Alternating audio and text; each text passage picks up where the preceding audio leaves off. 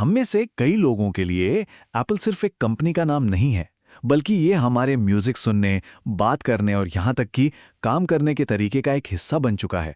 पर सवाल ये है कि ये कंपनी एक गैराज से शुरू होकर दुनिया की सबसे बड़ी ताकत आखिर बनी कैसे? तो चलिए आज इसी कहानी की परतों को खोलते हैं। स्क्रीन पे जो नंबर दिख रहा है ना, इसको जरा समझने की कोशिश करते हैं। 416 बिलियन डॉलर्स, ये एप्पल का 2025 का कुल रेवेन्यू है। मतलब अगर कोई हर रोज 1 करोड़ रुपए भी खर्च करे तो भी उसे ये पूरी रकम खर्च करने में 1000 साल से ज्यादा लग जाएंगे। ये इतना बड़ा नंबर है। तो जाहिर है सवाल उठता है कि कोई एक कंपनी इस मुकाम तक पहुंची कैसे। इस सफर में हम एप्पल की बिल्कुल साधारण सी शुरुआत से लेकर इसके सबसे मशहूर प्रोडक्ट्स के पीछे की सोच को समझेंगे, और हाँ, उन चुनौतियों को भी जानेंगे जो शायद इसके भविष्य को एक नया आकार देंगी। एप्पल के सीईओ टिम कुक के ये शब्द दिखाते हैं कि कंपनी आज कितनी कॉन्फिडेंट है। पर ये कॉन्फिडेंस ये रातों रात नहीं आया। इसकी जड़ें दशकों पुरानी है, और इस कहानी को समझने के लिए हमें वक्त में थोड़ा पीछे जाना होगा। तो एप्पल की आज की कहानी को सही से समझने के लिए हमें उस दौर में चलना होगा जब कंप्यूटर आज जैसे बिल्कुल नहीं थे। एक ऐसे साल में जिसने पर्सनल कंप्यूटिंग की परिभाषा ही हमेशा के लिए बदल दी, साल 1984। जरा सोचिए, कैसा लगेगा अगर हर बार कोई फाइल खोलने के लिए आपको एक खुफिया कोड जैसी कमांड याद रखनी पड़े। 1984 से पहले कंप्यूटर चलाना कुछ ऐसा ही था। ये आम लोगों के लिए था ही नहीं, बल्कि सिर्फ एक्सपर्ट्स के लिए बनी एक बहुत ही उलझी हुई दुनिया थी। और फिर एप्पल ने सब कुछ बदल दिया। एक तरफ थी कमांड्स की भूल भुलैया, और दूसरी तरफ एप्पल लेकर आया तस्वीरों और आइकॉन्स की एक दुनिया, जिसे हम ग्राफिकल यूजर इंटरफेस या GUI कहते हैं। अब आपको कंप्यूटर को बताना नहीं था, बल्कि दिखाना था कि क्या करना है। माउस से क्लिक करना, फोल्डर को स्क्रीन पर ड्रैग करना, सच कहूं तो ये उस जमाने में किसी जादू से कम नहीं था। और इस जादू की शुरुआत हुई 24 जनवरी 1984 को। उस दिन एप्पल ने मैकिन्टॉश को दुनिया के सामने पेश किया। ये सिर्फ एक नया कंप्यूटर नहीं था, ये टेक्नोलॉजी को हर इंसान के हाथ में देने का एक वादा था, जिसकी गूंज आज तक सुनाई देती है।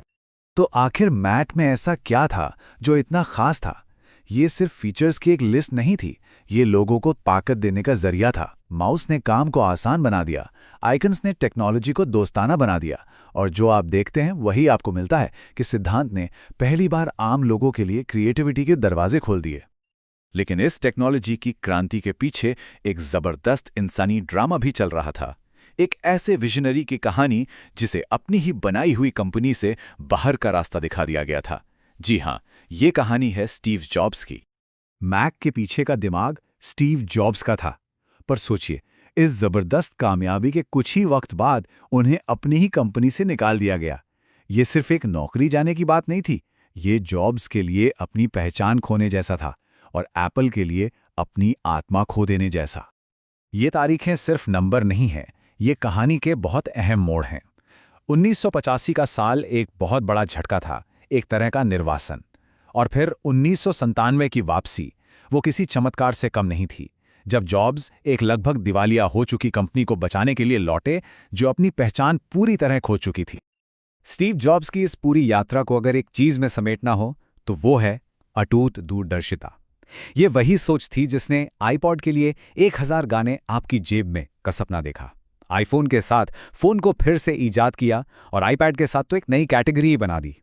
हार के बावजूद अपने विजन पर टिके रहना, यही एप्पल का डीएनए बन गया।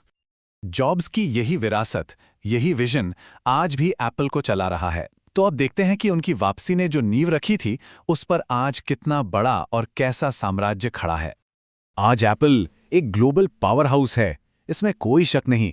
लेकिन एक बड़ा सवाल है कि आखिर ये कंपनी इतना पैसा कमाती कैसे है? क्या ये सिर्फ फोन बेचने का बिजनेस है, या कहानी इससे कहीं ज्यादा गहरी है? ये चार्ट देखिए, ये पूरी कहानी खुद बयां कर रहा है। आईफोन आज भी सबसे बड़ा हिस्सा है, इसमें कोई दो राय नहीं। लेकिन असली कहानी इस दूसरे सबसे बड़े टुकड़े में छिपी है, सर्विसेज। एप्पल की कमाई का 26% से ज्यादा हिस्सा अब यहां से आ रहा है। ये कंपनी के भविष्य का नया इंजन है। और जब हम ग्रोथ की रफ्तार देखते हैं ना, तो ये तस्वीर और भी साफ हो जाती है। सर्विसेज आईफोन की तुलना में 3 गुना से भी ज्यादा तेजी से बढ़ रही हैं। ये ग्रोथ इसलिए इतनी अहम है क्योंकि लोग अब सिर्फ फोन नहीं खरीद रहे, वो एप्पल की दुनिया का हिस्सा बन रहे हैं, जिससे कंपनी को एक लगातार कमाई होती है। और यहीं पे सबसे बड़ा सच सामने आता है। एप्पल अब सिर्फ गैजेट्स बनाने वाली कंपनी नहीं रही, ये एक पूरा इकोसिस्टम बनाती है, जहां हार्डवेयर, सॉफ्टवेयर और सर्विसेज एक साथ मिलकर एक ऐसा अनुभव देते हैं जो कोई और नहीं दे सकता। ये 26% सिर्फ एक नंबर नहीं है, ये एक तरह से स्टेबिलिटी की, स्थिरता की गारंटी है। फोन की बिक्री तो हर साल ऊपर नीचे हो सकती है, लेकिन ऐप स्टोर, एप्पल म्यूजिक और आईक्लाउड जैसी सर्विसेज से आने वाली कमाई कंपनी को एक बहुत मजबूत आधार देती है। लेकिन जैसा हर बड़ी कहानी में होता है, इस कहानी में भी कुछ ट्विस्ट हैं, कुछ मोड़ आने वाले हैं। एप्पल की इस जबरदस्त कामयाबी के आसमान पर भी कुछ मुश्किलों के बादल मंडरा रहे हैं। देखिए, चीन जैसे बड़े बाजार में बिक्री का घटना मतलब क्या? मतलब ये कि वहां पकड़ कमजोर हो रही है। अंतर्राष्ट्रीय टैरिफ का दबाव मुनाफे को कम कर सकता है, और कंपटीशन तो लगातार एप्पल को कुछ नया और बेहतर करने पर मजबूर कर ही रहा है। ये वो असल चुनौतियां हैं जिन्हें नजरअंदाज नहीं किया जा सकता। तो आखिरी और सबसे बड़ा सवाल यही है कि जिस इनोवेशन और यूजर फोकस वाले डीएनए ने एप्पल को जमीन से उठाकर आसमान तक पहुंचाया, क्या वही डीएनए इसे भविष्य की इन मुश्किल आर्थिक और भू राजनीतिक चुनौतियों से पार लगा पाएगा? इसका जवाब ही एप्पल के इतिहास का अगला चैप्टर लिखेगा।